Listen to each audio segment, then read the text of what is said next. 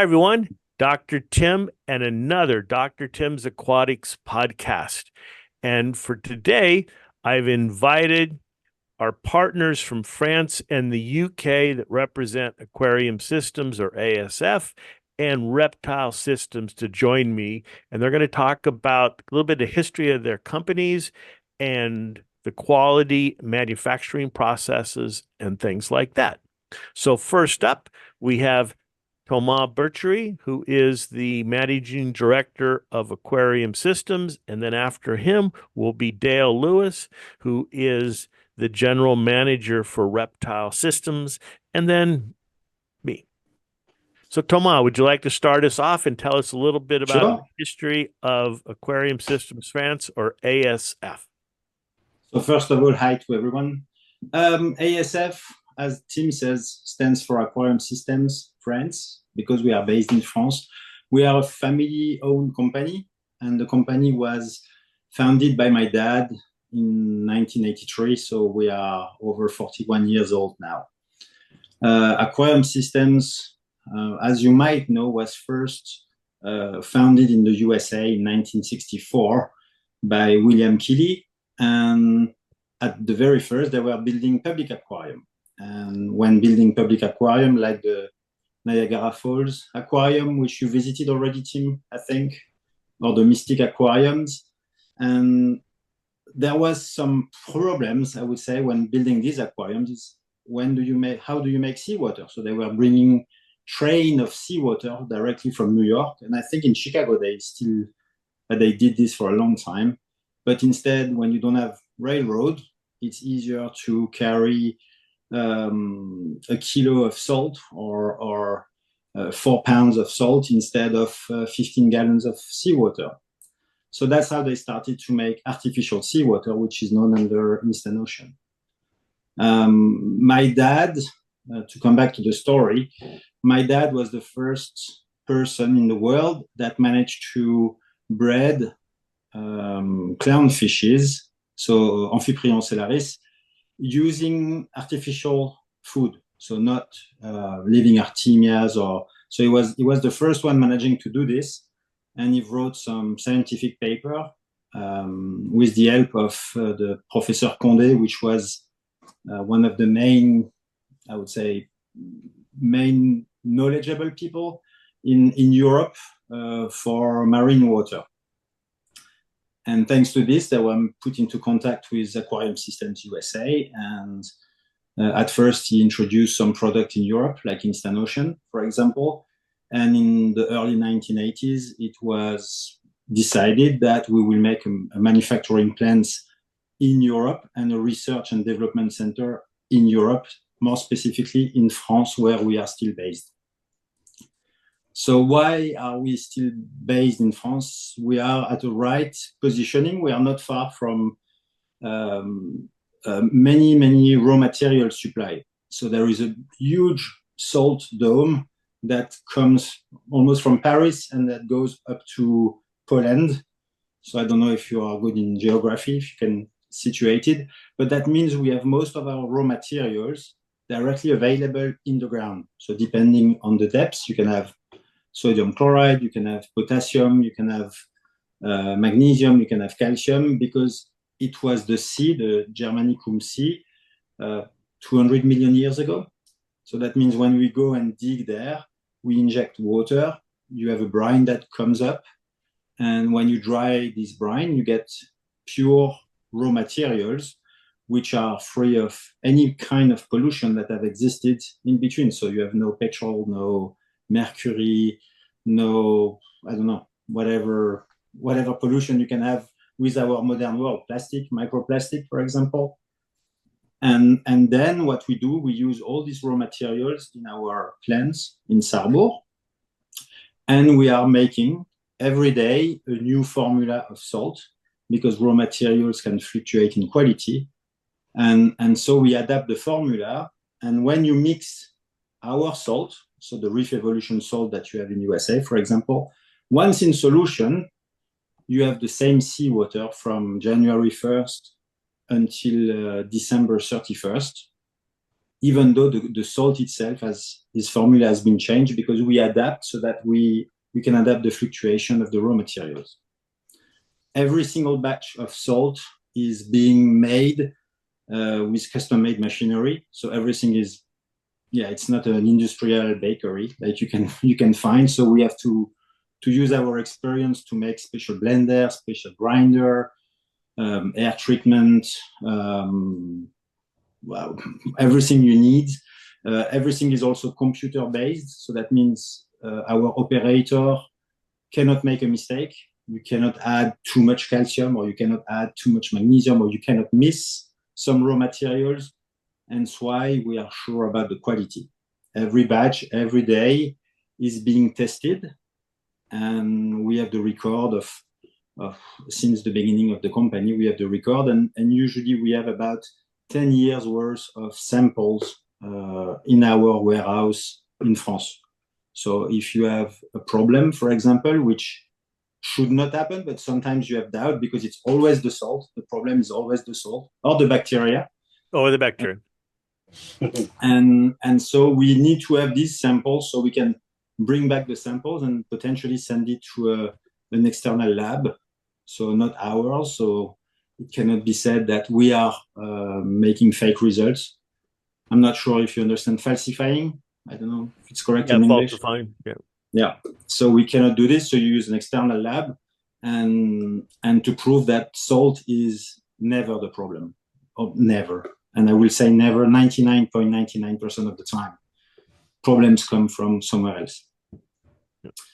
In addition to the salt that we have, so we manufactured Reef Evolution, for example, for the US, we have a full range of products dedicated for marine or freshwater products. So we have, for example, the reef shots that are in the USA, so where we try to be innovative with a new form of dosing. So instead of looking at your bottle, how much should I add into the aquariums? So you have an easy vial that you just open. So the vials have never seen the air. So it's right here on the background. Never seen the air, no oxidation. So that means you can keep this with a huge shelf life without any problems. The interesting part of using these reef shots is also that it's much lighter in terms of plastic compared to real bottles. So if you consider, for example, the 24 vials of reef shots make about 16 ounces. And if you compare to a 16 ounces bottle, you use 30 to 35% less plastic. So you have less plastic to recycle, you have less plastic to make, you use less plastic. So it is better for the environment, and it's a really innovative way to add the products to your aquarium. We have also powders, like you can see here, where you can make yourself the badding method. So you have magnesium, you have calcium, you have alkalinity solution. You have also what we call a salt without salt, which is reef minerals, where you can really use a dosing pump and add this to your tank. All of this is manufactured in our company in France. We also have, since 2021, a manufacturing plant for electrical products like pumps, filters, heaters, based in Italy. So we have, here you can see some of the pumps that we make in Italy with our production. So we are making pumps for over 40 years, almost 40 years. The very first product where came out. We were first with the partners in Italy where we split, and we decided to reopen a factory because we believe and we tend to prove to everyone that the products are better when they are made in Italy because we have a better quality control. You can have better power consumptions because we really try to optimize the water flux, the use of the energy, and we truly have huge results. When you look at our wave maker, for example, with 1 watt, you can have almost 300 gallons worth of water flow, which no one else managed to achieve. All right, so Tom, you mentioned the mining. So there's two types of different processes. There's evaporative salt, which is open to the atmosphere. So any algae, if you have a fire, the soot, the dust, all that, they can't get rid of that. Is that correct? No, it stays, yeah, it stays in the salt even though you try to filter. So some of the people try to use evaporative salt, and then they make it as a brine again, filter it, and try to dry it again to take away the pollution, but you still have some residue all the time. Whereas the salt that we use, it's not really a mine. Huh? We don't go with engine inside the mine. It's a big water pipe which they send water into the ground. It is going to dissolve the salt, and then they pump up this solution, which we call a brine, and then you dry this brine. And then it's being delivered to us. And frankly speaking, when you open a bucket of Reef Evolution salt, basically you have a salt that has never touched open air, never been outside, never been able to be polluted by anything. It's like having the sea from 200 million years ago in your aquarium. Yeah, there's actually near their manufacturing facility museum of salt. You can take a tour. We've done this. Yeah. Get a sample. There are two now. They make another one. Yeah. It's quite interesting. You think, well, it isn't just some front loader going into a mine and grabbing a bunch of salt. There's a whole process behind it, and that's where Reef Evolution excels, because of the raw materials are really good quality. And you start with good quality, you end up with good quality. You start with bad quality, and there's nothing you can do about it at that point. Yeah. I mean, salt, in that case, salt is very similar to bacteria. Exactly like because you're the man for bacteria, and it's exactly the same. If you start with the bad ones, good luck. Yeah, good luck. All right. Thank you for that quick introduction to Aquarium Systems France. And you're welcome. Let's switch to Dale Lewis, who is the general manager. We'll get there. He's the man. The other one. just a reptile guy, Tim. Just go reptile guy. So hi, my name's Dale Lewis. Hello to you all. So Reptile Systems is a brand under the umbrella family of Aquarium Systems, or ASF. Reptile Systems started in 2017. Me personally, I have many years previous with other reptiles and working with reptiles. But in 2017, we started Reptile Systems from a blank slate, and we wanted to do things a little bit different to everybody else. And the main thing is, when providing UV for your animal, we looked at the three main categories of what a reptile needs in terms of lighting and heating and visible light. And we split those three categories down to provide products that are tried and tested and quality assured to fit those three categories.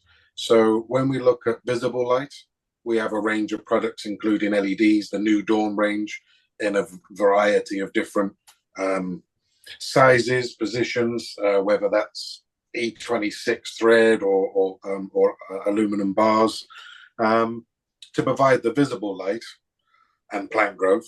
Then we have heating, several different types of heating, from ceramic heaters to the new one, which is available in the US now, the gold infrared. This provides infrared A and infrared B. And then we hit the UV. So UV is more commonly regarded or measured in percentage by the rest of the reptile trade, but we don't talk in percentage. We use something called the Ferguson zones. Now, the Ferguson zones were developed by a gentleman called Dr. Gary Ferguson and a group of the scientists that categorized all the animals based on their UV requirements. Zone 1 being the lowest, Zone 2, Zone 3, and Zone 4 being the highest.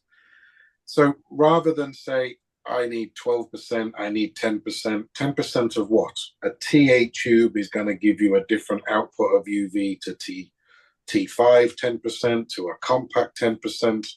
So all of our products are grouped into 4 zones, 1, 2, 3, 4. and we've color coded them, and you can just see them kind of here. So they're all sort of color coded. So if you have a zone 1 animal, something like a leopard gecko, you would buy a zone 1 lamp, knowing that that lamp inside there delivers the right UVI for that animal. You've got a bearded dragon in zone 4, you buy the orange one, which is zone 3. And yeah, you basically kind of buy the right color or the right lamp for your animal. Now, this took quite a bit of trial and testing to make sure that we hit the right UVI for the animal. We broke the mold a little bit as well, because we actually were the first company to put all of our UV outputs on the packaging. So it doesn't matter what lamp or product you purchase, on the back or the side of the packaging, it will tell you what the UVI is based at 6 inches, 10 inches, 12 inches, whatever distance from your lamp to your animal is. So you'll know when you pick up a Reptile Systems UV-based product, you'll know what the UVI is depending on your height. So the only way to do that is every time we manufacture a batch of T5 lamps, mercury vapor, whatever, compact lamps, they have to go through quite rigorous testing to make sure that the UVI still matches what we put on our packaging. Otherwise, if we don't check and batch control every single production, we could be selling a zone 3 lamp, but it could have no UV in there at all. And that's been checked with other manufacturers on a few occasions where we've kind of seen that they've got too much UV, which is probably worse than having not enough UV, if I'm honest. You can do so much damage by having too much UVI than not enough UVI. So every lamp is produced in Germany, so it's super high quality.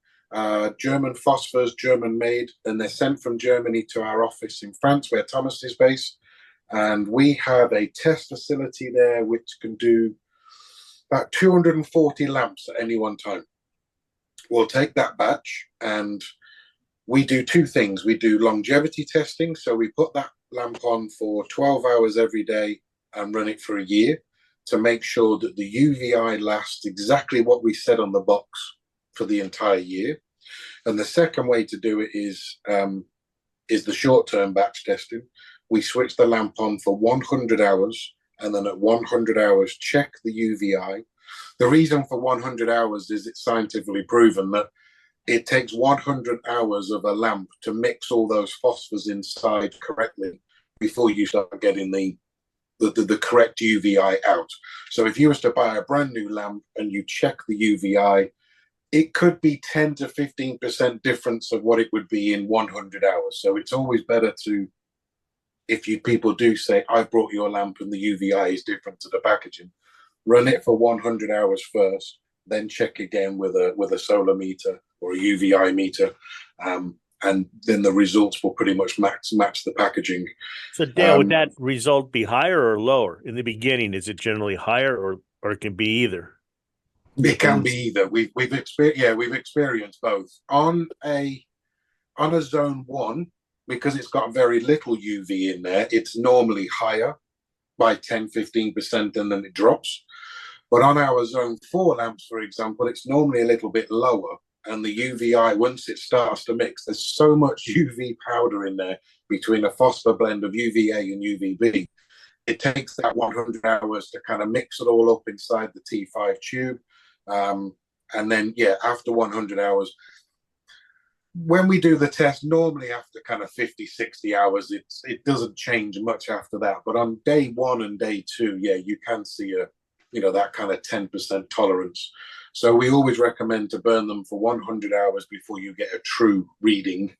And then when you are measuring a lamp, this sounds very simple. Get a tape measure and measure the distance. If you take a UVI meter and kind of wave it around under a lamp, that's not how we record. We make a particular mold where the UVI meter sits, the lamp sits, and then we have a 4-inch, 6-inch, 8-inch distance away in the center of the lamp, not at one end, in the center of the lamp, and that gives you the true figure. So yes, we have those lamps in our test bay. We also then have those lamps over all our animals. I think we've got 15, 16 large enclosures with different types of animals across all the zones. So only products that have been tried, tested, batch controlled, and we know that are working, do we even kind of think about putting those products over our own animals, yet alone for sale to anybody else. Everything goes through this rigorous testing procedure before. That does have a downside for us. We take a bit longer to bring a product to market because it goes through so much testing. We don't just go to China and say, make me a lamp and put it on sale, which, you know, it does cause a few delays when people are waiting for something to come out, but it's animal welfare. And unfortunately, and sometimes you have to throw away some products because they do not fulfill what we want to do, what we want to achieve. Yeah, it can take a bit of time. For the Zone 4 T5 lamp, for example, took 2 years, maybe more than that, maybe 2.5 years in development. And I would say we went through 15 different types to get the actual one we want. So you have to use so much of UVA phosphor, so much of UVB phosphor, but you still need visible light phosphor in there as well. And it's all about getting those ratios correct, using the right type of phosphor. Then you have to manufacture this, then you have to burn it, burn it as at that 100 hours before you can take any readings. And then we need to keep that lamp for kind of 3 months, 6 months to make sure it doesn't drop off. It only lasts for a week, for example, so you have to make sure. So yeah, it can take it takes a long time to bring a UV lamp out that you want to make sure it lasts 6 months, 12 months. And that's the same on lamps like mercury vapor. Mercury vapor is still hugely popular across the world. Very, very old technology, very fragile. It can't be controlled in a range of wattages to suit. But it's one of those all-in-one products. I don't like that term, but a lot of people do use it. It contains visible light, UV, and heat all in one lamp. And it works great for open-top terrariums, for tortoises or large enclosures with big lizards and tegus, and because it's 100 watt or 125 watts sort of lamp. We have a 9-stage testing procedure to make sure that lamp, before it even goes into the packaging to be sent to you or to Europe or to any of our customers around the world, every time you touch that lamp, we have to make sure it works. It's very, very fragile.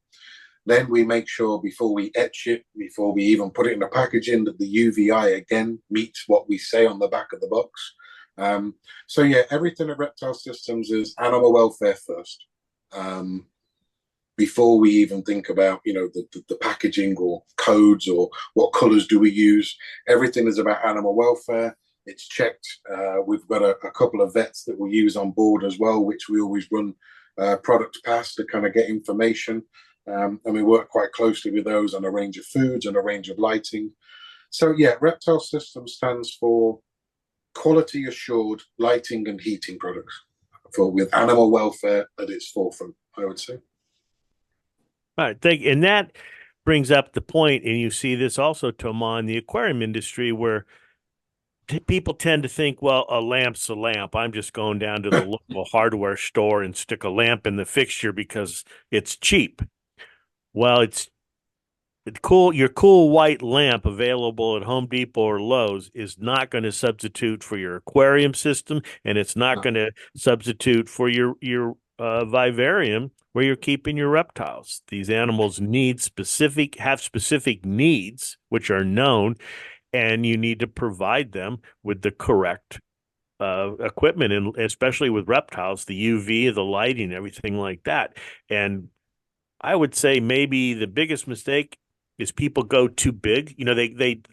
They use too much lighting, too much heat, because, and we talk about this, and we'll do this in another podcast, of where the animal needs to be able to self-regulate. It needs areas in its vivarium where the heat isn't as much. It isn't a uniform environment. It needs to have different zones where there's different UV and different temperatures so that it can self-regulate.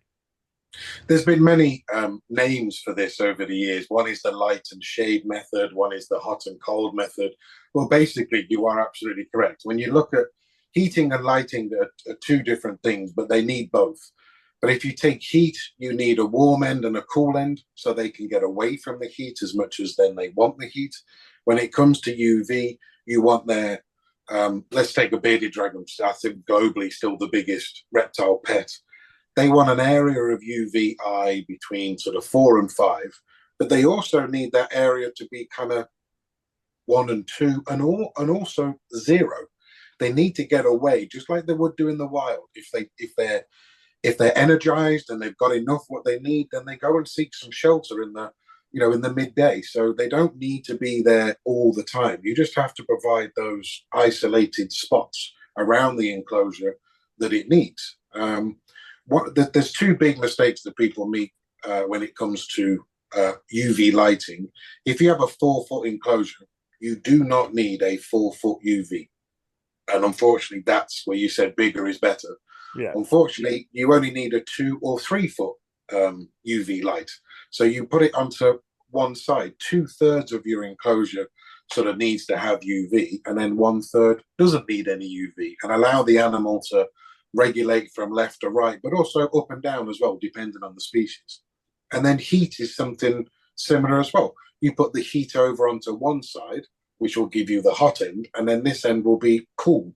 But we're not talking cold. We're only talking, 5-10 degrees difference between, sort of left and right in Fahrenheit. But yes, you have to provide different areas for it to go, and they'll self-regulate, and they'll let you know where the warm spot is by where they hang out the most, or where the best UVI is, where they hang out. And then when they've had too much, you'll see them kind of move over to the other side of the enclosure. Right. And Reptile Systems has 150 or so care guides that are available. Oh yeah, we did. So we make a poster which some of your viewers may have seen when you do the shows. We give a poster away, which is all the different Ferguson zones and the top 100 animals in each of those zones. Apart from zone 4, there isn't 100 animals that live in zone 4. There's only a few crazies that like the UVI to be that intense. So yeah, we've done a care guide for pretty much most of the animals that's on of these sort of posters. Which, if people come and see us at the shows, or Tim and the guys in the US, you can get a poster free of charge of us when you come and see us at the show. Yeah, and we did there's an online care guide pretty much for all of those. Yeah, top 100 species in each of the zones, and that goes through UVI, temperature, food, size of the enclosure. Do they like handling or not? Some things you shouldn't touch. Some things respond quite well to kind of being worked by humans, but some things like to be left alone, to be looked, not touched. So yeah, the care guide helps with handling, watering, feeding, supplements, and obviously we recommend Reptile Systems products to kind of do that, obviously. Yes. And they're the best. And we will be so Dr. Tim's Aquatics represents both ASF and Aquarium Systems in the US, and we go, as if you're a longtime viewer, you see Dr. Tim's at the Reefapalooza and Aquashella and MACTA and things. But on the reptile side, we're now going to the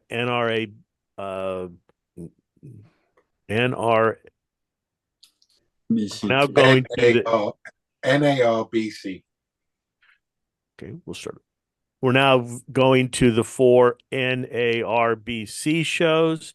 Out here in the West Coast, we're doing the reptile super shows, which we did one last weekend, which was crazy busy. Even with the heat of the Pomona Fairground, there were a lot of people there. And you can catch up with us on that or at these shows. Dale comes once in a while and visits us and does the shows too. We're always going to be introducing new products. Aquarium Systems France has got more new products to introduce. Reptile Systems were coming out. In fact, they just left France today. I got the email. Yeah, they did. Yeah. So we have a brand new eco-halogen product that's been in development for how long? Year or so, year and a half. Yeah, just over a year. Just over. It feels like 7, but maybe just over a year. At the end of a product development stage, you just want to get it out. You're just tired. Yeah. Yeah, It couldn't come. The next few weeks couldn't come quick enough to kind of to see this on the market. Basically, the eco halogen is an infrared heat lamp for your reptiles, but it's halogen based, which means it's much more reliable than a normal kind of filament based basking spot. But ours is a little bit different. So the eco halogen, the reason why it's called eco is the screw thread part, the E26, separates from the glass part. So you only change the heating capsule inside. So 25 watt, 50 watt, 75, and 100. And it means that when you buy the full kit, you get all 3 pieces together. So you get the screw part, the bulb, and the holder. But when the lamp has exhausted its life and finished in a couple of years' time, it means you only have to replace, I think it's 2% of the product. So you keep the silver E26 screw part and the ceramic part, and you keep the shell with the reflector and the glass in, and you only replace this tiny capsule part, which makes it super cheap to run, to have. Once you brought the product, you only need to buy the replacement small tiny lamps.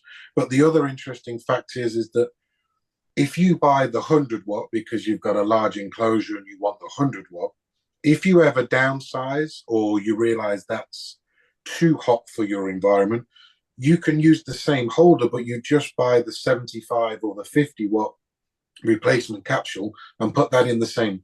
So it doesn't matter which size you've got, you can make the same one run on 25, 50, 75, or 100. Right, so the holder you don't very versatile. Yeah, very versatile. So if you got the summer heat and you want to produce less heat in your enclosure because your house is, the area is much warmer anyway, you can go from 100 watt down to 50. And then when the winter comes, bearing in mind I'm in the UK, it's nearly always winter, you can kind of go back up to the 100 watt. We don't get much sun. So it's, we run a lot of heat. You mentioned care guides, and I was searching through Thomas, isn't Aquarium Systems developing care guides for certain corals and things like that? Yeah, we publish this on our social media, whether it's Instagram or Facebook. But yeah, we are also providing some information about corals, about how much light they need, how much water flow they need, where they should be placed in the aquarium, depending on this, and also how to feed the corals, because they are filter feeders, but what are they filtering? Is it only bacteria? That's why we have reef bacteria food based on Dr. Tim's bacteria. Is it because you need zooplankton, phytoplankton, some yeast, some marine snow? So all of this, you have the information on these care guides, which are not yet available on our website because we are waiting to have sufficient amount, but it will be published then on our website, so you can have the information. Okay, and well, that'll be another podcast. We'll go into depth on both the different care guides and go through them because people want to know where to look and what to learn from that. And as Dr. Tim's Aquatics has done, we provide quote care guides, but they're more what we call prescription or recipe cards about how to cycle your tank because it gets very confusing, or how to deal with cyanobacterias and things like that. And for those of you that don't know, I'm Dr. Tim, founder of Dr. Tim's Aquatics, and we specialize in basically bacteria-based products. But aquariums and reptile vivariums are living biology. They're not chemistry. And that's how we look at things. Most problems that you have in your aquarium, or situations, not everything is a problem, but that startup is getting the right nitrifying bacteria. And that's what I studied and managed to get a number of patents on, is the correct nitrifying bacteria for aquariums. It doesn't mean that Nitrosomonas europaea and Nitrobacter winogradsky aren't nitrifiers. That's what some people have said I claimed. No, those are wastewater bacteria, nitrifying bacteria. They occur when the ammonia and the nitrite is really high, but at levels that nothing would live in our aquariums. And what I showed was there's a whole different clade or group of bacteria that live in these low level situations, which is basically our aquariums. And that's the nitrospira for the nitrite oxidizer, and it turns out nitrosospira for the ammonia oxidizers. Unfortunately, microbiologists aren't very good at naming things. When it comes to nitrifiers, everything sounds the same, and there's nit by convention, nitroso, nitroso, is an ammonia oxidizer, and then they put some letters at the end, and then nitro, nitro, without the SOs, the nitrite to nitrate oxidizer. So that it's not much different. But in any case, what we do is we developed our own bacteria isolated from our own aquariums, freshwater, saltwater, ponds, and that's what we grow and provide. And we don't have this huge range of 100 different products. There's products to cycle your tank. There's products to reestablish the balance. Why do people get cyano and dino? It's because of the unintended consequence of making the water too clean. Thomas was just talking about coral feeding. Yeah. Your roller filter, UV, protein skimmer, all these things to make water as crystal clear as we are in these cameras, that eliminates the primary source of one, food, but it also eliminates the competition that keeps algae and cyano and dino and at bay, because you don't eliminate the nutrients, phosphates and nitrates, but you eliminate the organisms that consume those that are in the water and leave all those nutrients for things that grow on surfaces. And that's why you get cyano and dino. Or a couple of years ago, there was this whole thing, keep ultra low levels, super low nitrates and phosphates. And all that did was spur the growth of dinoflagellates. And I've talked about this in our podcast, but what we've done at Dr. Tim's is look at the actual biology of aquariums at the micro level. Now it's becoming very popular, the microbiome and things like that, and I'll do another podcast on that. But we're talking about research that identifies the bacteria that are important and the processes they control, and that's what we try to grow and provide in our laboratories and our manufacturing facilities, is the organisms you need to keep your system balanced and clean, because an aquarium is biology, not chemistry. And we started 17 years ago, and have been growing steadily. And every bacteria manufacturer wants to talk about that all the public aquariums use them, but it's true for us. And you actually can see videos of different public aquariums using gallons and gallons of our bacteria to start their systems. We also provide in the mariculture, aquaculture fields, hydroponic fields, recirculating aquaculture systems, and things like that. All these are bacterial-based aquatic systems that use our bacteria. Any last thoughts, guys? I was just going to bring back onto the kind of European US divide, just to tell your listeners that when Thomas mentioned social media, so for the US market, because ASF Reptile Systems has a range of products in Europe, we don't have every single product that's available as both those brands in the US. Maybe right now, but maybe there are more coming, or maybe there's products that are US specific that we won't have in Europe. Different markets require different products. So rather than, if you want to keep up on social media with the US side of things, Reptile Systems has a Facebook page and Instagram page just for the US market called Reptile Systems US, and ASF also have a Facebook and Instagram page dedicated for what we do just in the US. So that's ASF USA on Facebook and Instagram.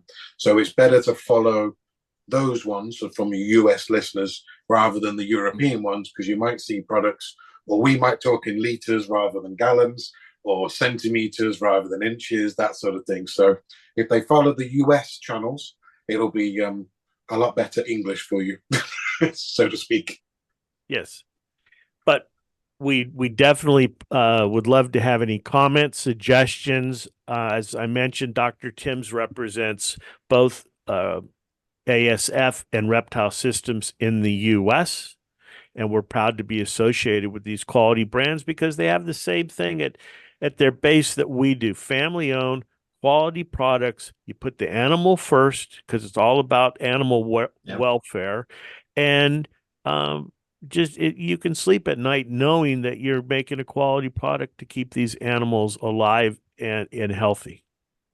And also, we're proud that we are your European distributor as well for Dr. Timms. It's a family Glad thing. to mention. Yeah, they do sell our ways. stuff in Europe. So Dr. Timms is available in Europe through ASF. I want to thank you guys for joining me this morning in this Thanks for podcast. inviting. And we'll be doing more of these, more interviews, more in depth. As Dale will take us through the testing on another video and the reptile house. It's quite interesting. So Yeah, well, we can do that. We can do that. Yeah, when I'm over in France, and yeah, we can set up the camera and actually show the testing room and the different principles of the dark room, which we've got as well. I never spoke about, where there's no outside light interference. It's just black as the AC. It's just black. But yeah, so when you light a product, there is no interference from any other light. So yeah, it's interesting. It's interesting to kind of show behind the scenes of what we do and where we've come from, and what we, the levels we go to make things right, as you said, for animal welfare. That's the idea. right. Yeah, I want to thank you both for joining me this morning. This has been another Dr. Timms Aquatics podcast. Good fish keeping, everyone.